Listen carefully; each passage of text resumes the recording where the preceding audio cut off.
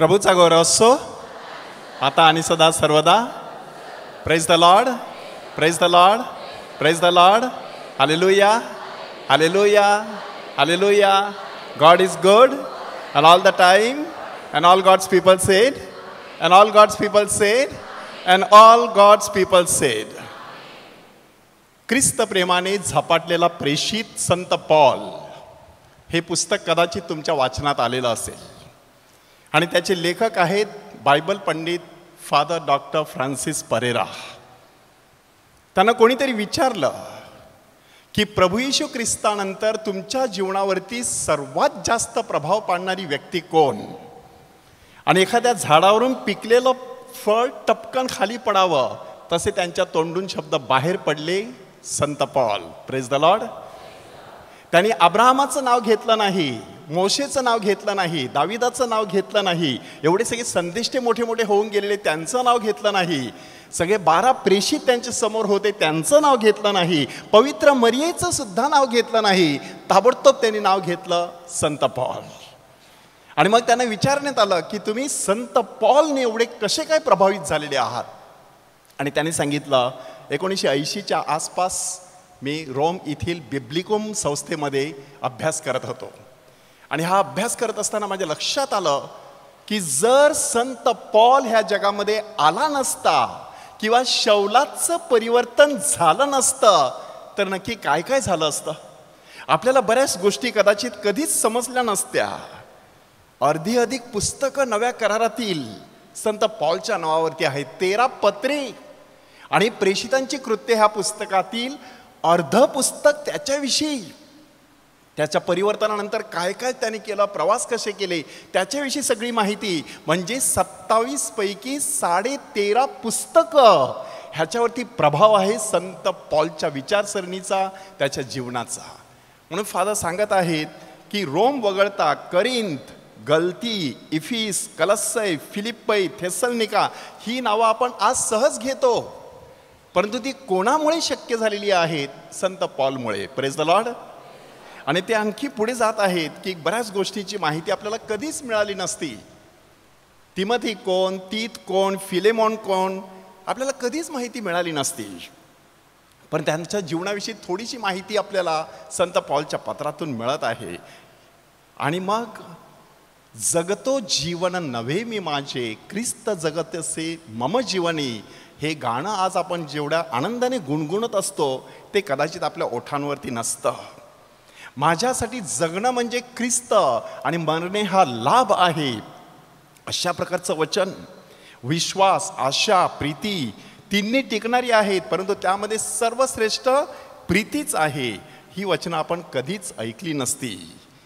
आज्ञाधारी झाला मरणापर्यंत, क्रुसावरी अंत सोसूनिया, फिलिपिकरास पत्रामधून घेतलेलं वचन आहे. येशूच्या क्रुसाचा आम्हा अभिमान, त्याचे गाऊ गाण, अशा प्रकारचं गाणं आपण गात असतो. करिंथीकरास पहिलं पत्र अध्याय 1 हे गाणं आहे. म्हणजे हे सगळं ते सांगत आहेत. फादर एका मागोमाग एक अशी वचनं बोलून दाखवत होते, जणू काही एखाद्या झाडावरून टपटप अशी सगळी फळं पडावीत. तशा प्रकारे संत पॉलच्या लिखाणातील बरीचशी अशी वचनं फादरांच्या मुखातून सहज बाहेर पडत होती.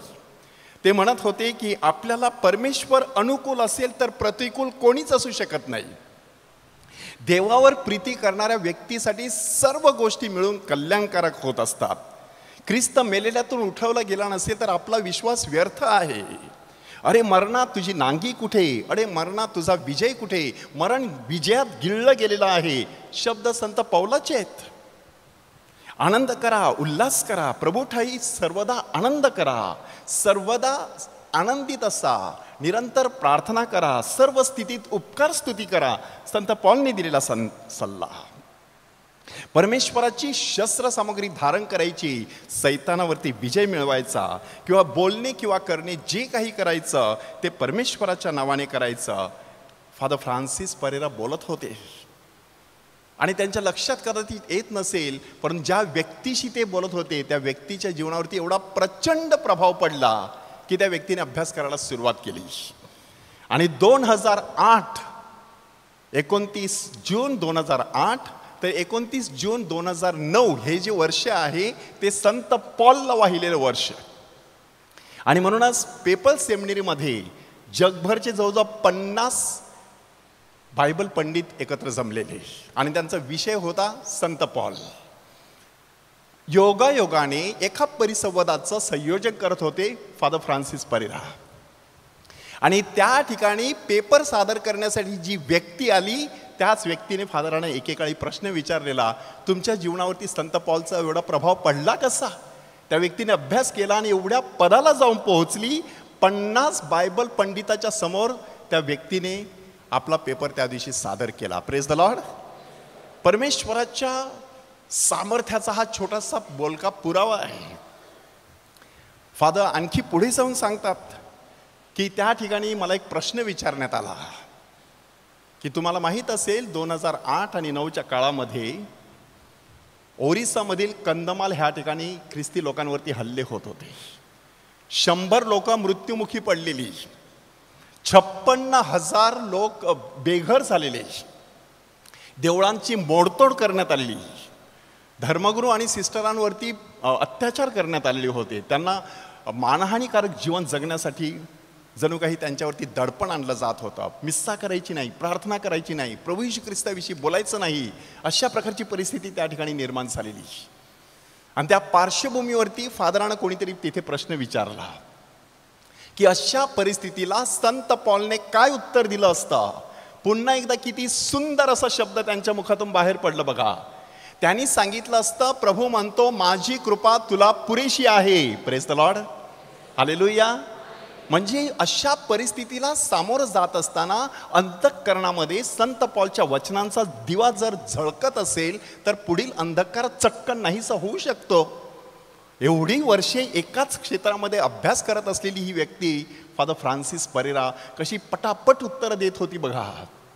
आणखी त्यांनी पुढे काहीतरी सांगितलं की तुम्हाला आठवतं संत स्टीफनचं रक्तसाक्षीत्व, त्याला दगडमार करण्यात येत होता आणि त्यावेळेला मारेकऱ्यांची वस्त्रे शौल नावाच्या तरुणाच्या पायापाशी होती.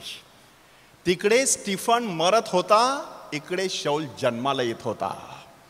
तशा प्रकारची परिस्थिती झाल्याशिवाय राहणार नाही. ओरिसा कंदमाल ह्या ठिकाणी ख्रिस्ती लोकांचा छळ होत असेल तर तिथूनच आता सुवार्ता प्रसार व्हायला सुरुवात होईल. असं भाकीत 2008 साली फादर फ्रान्सिस परेरा ह्यांनी त्या परिसंवादामध्ये केलेलं. आणि मग तिथून एक सिस्टर झाल्या, त्यांचं नाव सिस्टर अलान्सा नायक. त्यांनी तिकडली एकंदरीत जी परिस्थिती होती ती सगळी जगासमोर आणली की कशा प्रकारे त्या प्रसंगानंतर काय नक्की तिकडे घडलं, किती लोकांनी ख्रिस्ती धर्माचा स्वीकार केला. आणि ती सांगते त्यापैकी मी एक आहे.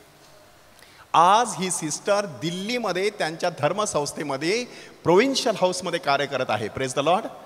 हालेलुया. कुठे परमेश्वराच्या शब्दाचा प्रभाव, कुठे संत पॉलच्या विचारसरणीचा असा प्रभाव पडू शकतो त्याचं हे बोलकं उदाहरण आहे. हे सर्व आज आपण अशासाठी चिंतनाकरता घेत आहोत की आपण कालच आपल्या सुवर्ण महोत्सव वर्षाचं उद्घाटन केलेलं आहे आणि ह्या संपूर्ण वर्षभरामध्ये संत पॉलचं जीवन, त्याचं कार्य, त्याची शिकवण ह्यावरती चिंतन करत आपल्या जीवनामध्ये आपल्याला कशा प्रकारे बदल करता येईल, एक नवीन जीवनाची ज्योत कशी आपल्या प्रत्येकाच्या हृदयात आणि कुटुंबात प्रज्वलित करता येईल त्यासाठी आपण प्रयत्नशील असणार आहोत. आणि त्याचाच एक भाग म्हणून पुढील 7 सोमवार अखंडितपणे संत पॉलच्या जीवनावर, त्याच्या कार्यावरती आणि त्याच्या शिकवणुकीवरती, विशेष करून त्याच्या पत्रांवरती आपण चिंतन करणार आहोत. पुढच्या सोमवारी 8 जुलैला संत पॉल परराष्ट्रीयांचा प्रेषित, की जसा संत पीटर यहुद्यांचा जेरुसलेमवासी लोकांचा प्रेषित होता तसा संत पॉल परराष्ट्रीयांचा प्रेषित झालेला. कसं काय त्याचं जीवन परमेश्वराने घडवलेलं, कसं काय परमेश्वराने त्याची जडणघडण केली होती. गंबलियल नावाच्या शास्त्राध्यापकाच्या पायापाशी बसून तो शिकवण घेत होता. ती शिकवण नंतर त्याला एवढी मोठ्या प्रमाणामध्ये लागू पडेल ह्याची त्याला गंधवार्ता सुद्धा नव्हती. परंतु परमेश्वर आपल्या निवडलेल्या व्यक्तींना अशा प्रकारे घडवत राहतो हे स्वतः संत पॉलने देखील आपल्या पत्रामध्ये कबूल केलेलं आहे. त्याच्यावरती आपण पुढच्या सोमवारी चिंतन करणार आहोत.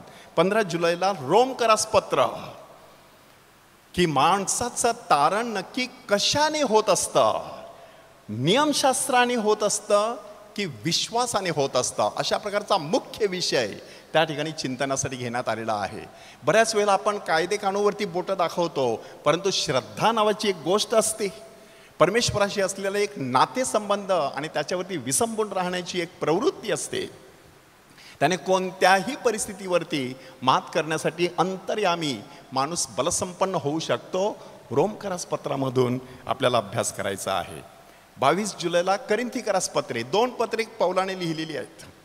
संत पॉल जेव्हा अशा प्रकारचं लिखाण करतो त्यावेळेला तात्कालीन परिस्थिती कशी आहे त्याचा अभ्यास करून त्याच्यावरती भाष्य करतो. करिंथ येथील लोकांसमवेत एकूण 9 प्रश्न आणि ही सेवा करत असताना आपल्या हातामध्ये अधिकार दिले जातात. ह्या ठिकाणी तिमोथी आणि टायटस ह्यांना त्यांच्या कळपावरती त्यांचे मेंढपाळ म्हणून संत पॉलने नेमलेलं होतं. आता लोकांशी कसं वागायचं त्याच्याविषयीचं सुंदर असं मार्गदर्शन ह्या पत्रात करण्यात आलेलं आहे. आणि म्हणूनच ह्या पत्रांना पाळकीय पत्रे म्हणतात. पाळक म्हणजे मेंढपाळ, की प्रत्येक व्यक्ती आपल्या कुटुंबामध्ये कुटुंब प्रमुख जी असते ती मेंढपाळ असते.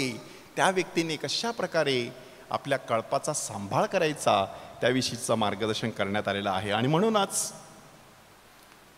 ह्या दिवसांमध्ये 7 सोमवारी मोठ्या संख्येने आपण ह्या चर्चमध्ये उपस्थित राहूया. सोबत शक्य झालं तर स्वतःचं बायबल कमीत कमी नवा करार आणता आला तर बघूया. एखादी छोटी वही आणि पेन आणता आला तरी बघूया, कारण महत्त्वाची माहिती या ठिकाणी सांगितली जाणार आहे. ती आपण स्वतःच्या अक्षरामध्ये ज्यावेळेला लिहत असतो, स्वतःच्या वहीमध्ये लिहत असतो, तेव्हा ती जास्त स्मरणामध्ये राहत असते. आणि मग जी काही चिंतनं दिली जातील त्या चिंतनावरती अगदी सखोल मनन करून आपल्या जीवनामध्ये सुंदर असा बदल करण्यासाठी परमेश्वराकडे कृपा मागूया. साक्रामेंतासमोर आता आपण थोडीशी हिलिंग सर्व्हिस घेणार आहोत. शांतपणे आपले डोळे बंद करा. आपलं संपूर्ण जीवन घेऊन प्रभूच्या पायापाशी येऊया. संत पॉलचं जीवन, त्याचं कार्य, त्याची शिकवण, ह्याचा आपल्या जीवनावरती किती प्रभाव पडलेला आहे तपासून पाहूया. की माझ्याही नकळत संत पॉलचा काही भाग माझ्या जीवनाचा देखील अविभाज्य भाग बनलेला आहे. माझी विचारसरणी, माझी जीवनशैली, माझं जगणं, माझं बोलणं, माझी वागणूक ह्यावरती नक्की कोणाचा प्रभाव आहे? की जे काही शरीरासाठी माणूस करतो ते मातीला मिळतं, आत्म्यासाठी जे करतो ते त्याच्याबरोबर स्वर्गात येत असतं. सार्वकालिक जीवन, देहाचे चिंतन नाश आहे, आत्म्याचं चिंतन सार्वकालिक जीवन आहे. म्हणून आपल्या जीवनामध्ये बऱ्याच जखमा आपण स्वतःला केलेल्या असतील. चुकीची जीवनशैली, व्यसनं, चुकीची विचारसरणी, न्यूनगंड किंवा अहंकार, चुकीच्या गोष्टींची भीती, बारीक सारीक गोष्टीवरून येणारा राग. सूर्य मावळण्याआधी तुमचा राग मावळला पाहिजे, संत पॉलने सांगितलेलं आहे. आळस, जी व्यक्ती काम करत नाही तिने खाऊ सुद्धा नये, संत पॉलचं वचन. अपराधीपणाची भावना कधी कधी माणसाला कुरतडत असते. संत पॉल आपल्याला मोठी आशा देत आहे. येशूने सांडलेल्या रक्ताद्वारे आपल्या पापांचं विमोचन झालेलं आहे, निर्मूलन झालेलं आहे. जर परमेश्वर आपल्याला अनुकूल असेल तर आपल्याला प्रतिकूल कोण? आपल्या हातून घडलेली पाप सुद्धा आपल्याला प्रतिकूल ठरवू शकत नाहीत, कारण ती नष्ट करण्याची ताकद परमेश्वराच्या अगाध प्रीतीमध्ये आहे. त्या परमेश्वराला आज पूर्णपणे शरण जाऊया. त्याला वचन देऊया, ह्या सुवर्ण महोत्सवानिमित्त माझं जीवन देखील सोन्यासारखं चमकावं, माझ्या जीवनाची देखील किंमत परमेश्वराच्या नजरेमध्ये दिवसेंदिवस वाढत राहावी, इतरांचं जीवन देखील फुलवण्यासाठी सेवेचं कंकण मला हाती घेता यावं. आणि वेळ प्रसंगी संत पॉल प्रमाणे देह झिजावा अखंडित हा ख्रिस्त प्रभू सेवेशी, अशी भावना मनामध्ये मला जोपासता यावी, अशी कृपा मागूया. आपल्या कुटुंबातील प्रत्येक व्यक्ती प्रभूकडे आणा, त्या व्यक्तीला प्रभूचा स्पर्श होऊ द्या, त्या व्यक्तीच्या जीवनातून परमेश्वराचं वचन आरपार जाऊ द्या. एक नवीन वाटचाल कालपासून आपण सुरू केलेली आहे, त्या दिशेने वाटचाल करण्यासाठी परमेश्वराची सोबत आपल्या बरोबर नेहमी असणार आहे.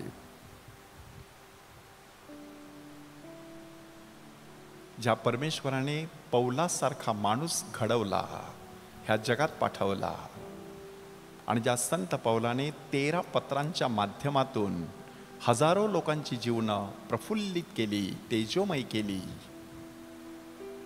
त्या संत पॉलच्या मध्यस्थीने आणि आता ह्या साक्रामेंताच्या आशीर्वादाद्वारे आपल्या कुटुंबामध्ये शारीरिक, मानसिक, आध्यात्मिक, सामाजिक आरोग्याचा धबधबा वाहता राहावा, अशी कृपा मागूया. आपलं संपूर्ण लक्ष साक्रामेंतातील येशूवरती केंद्रित करूया. माझ्यासाठी जगणे म्हणजे ख्रिस्त आणि मरणे हा लाभ. ह्यापुढे मी जगतो असे नव्हे, तर ख्रिस्त माझ्यामध्ये जगत आहे. मरण्याने मला लाभ होणार आहे, कारण पहिलं तरी ख्रिस्त उभा आहे, पुनरुत्थित ख्रिस्त. त्यानेच दिलेला हा साक्रामेंत, आपल्या दुःख सहनाच्या रात्री प्रस्थापित केलेला हा साक्रामेंत, त्याचा आशीर्वाद घेण्यासाठी आता आपल्या मनाची तयारी करूया.